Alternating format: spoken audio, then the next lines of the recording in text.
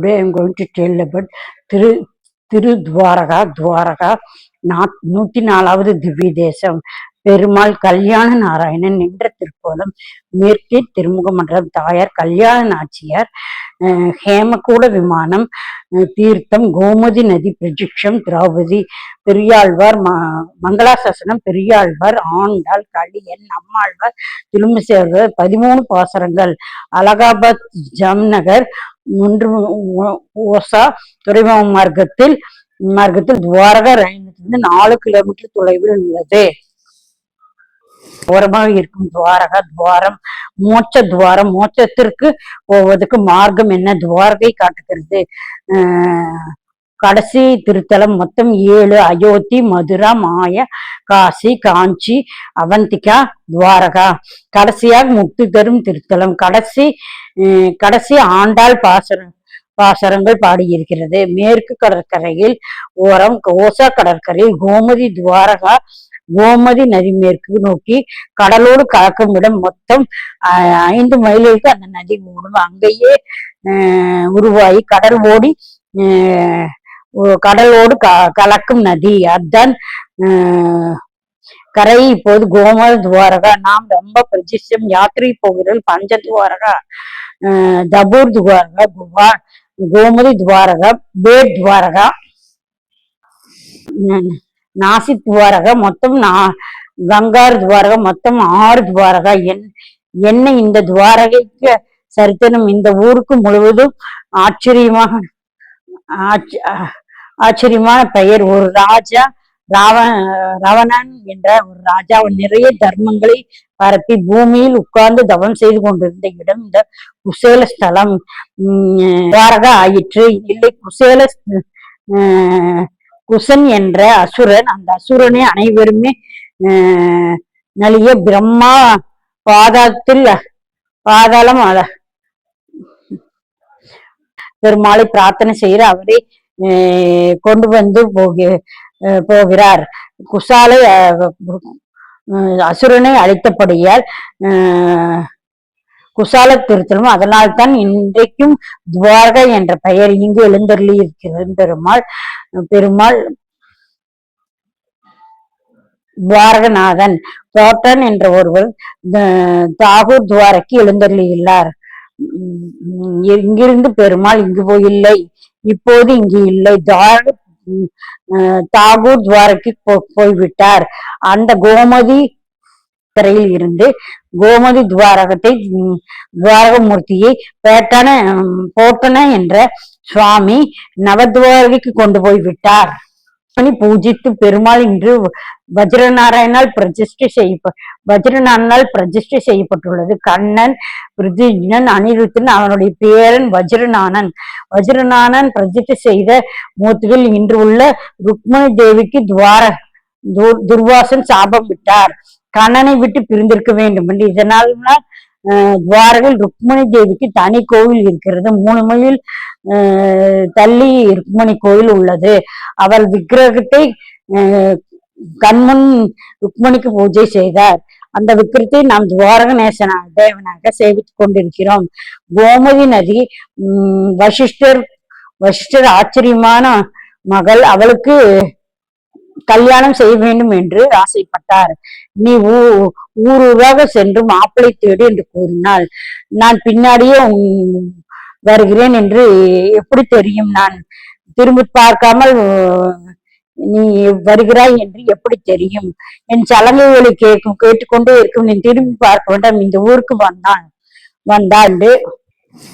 ஆசைப்பட்டு இருக்கும்போது கல்யாணம் செய்து கொள்ள வேண்டும் என்று கோமதிக்கு ஆசை. அதை மெதுவாக வந்தாள். மணலில் இருக்கும் இடம்.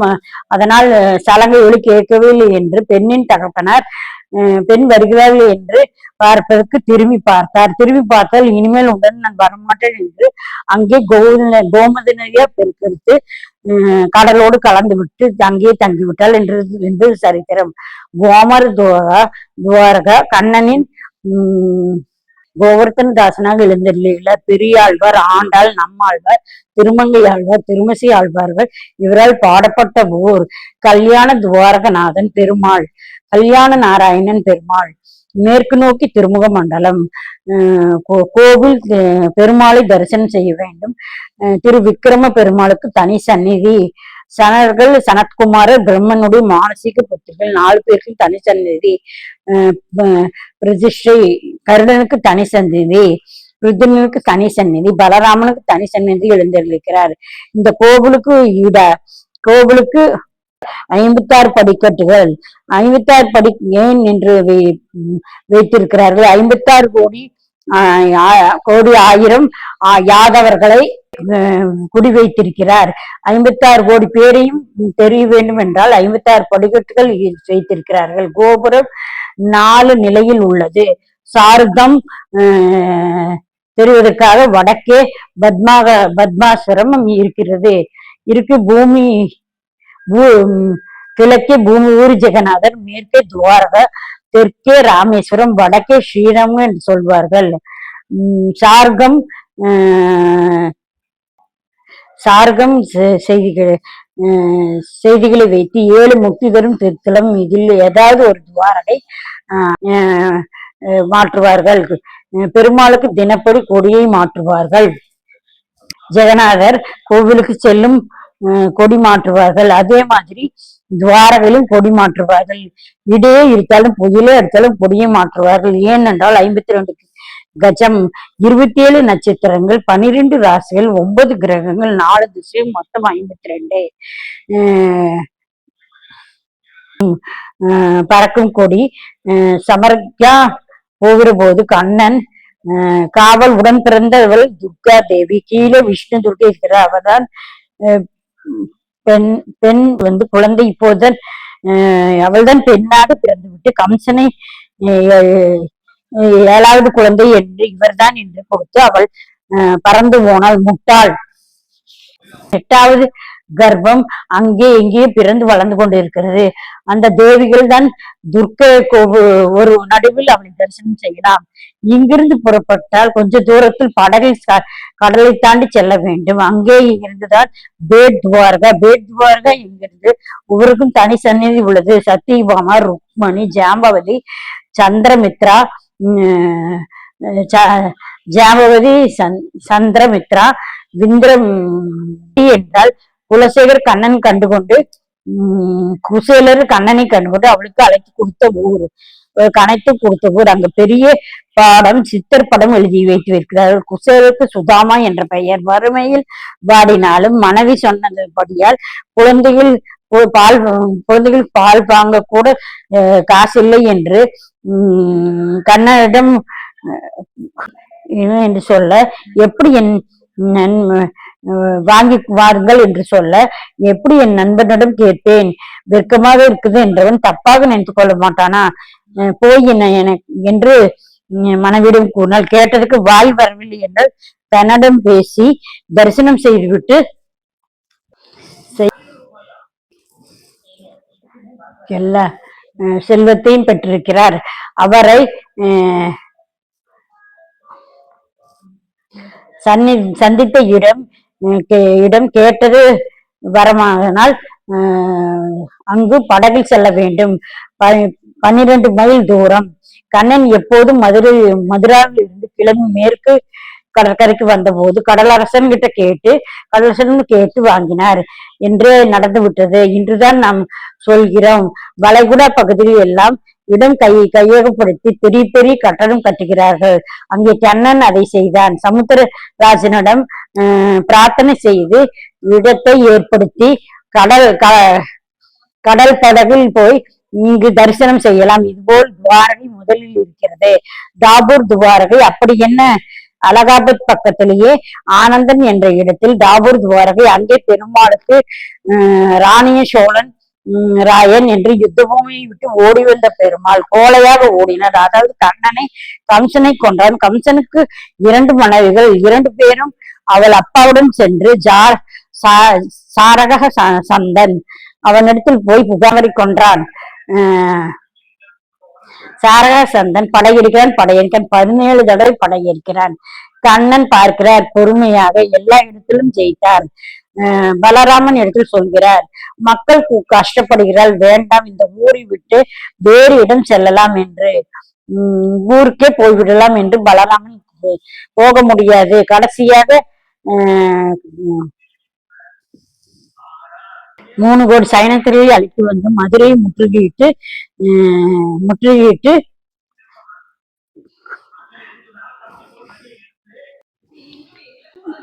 சைனத்தை முற்றுகையிடுவதுதான்.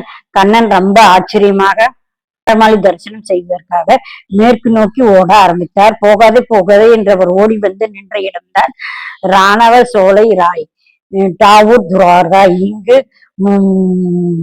முசுகுந்தன் என்ற தேவர்களுக்கு உதவி செய்துவிட்டு தேவேந்திரன் இடத்தில் வரம் வாங்கி கொண்டு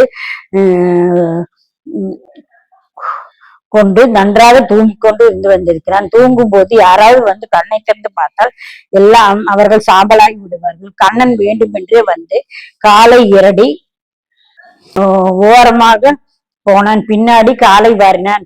ஓரத்தில் கொண்டு வந்து நிறுத்தினான்.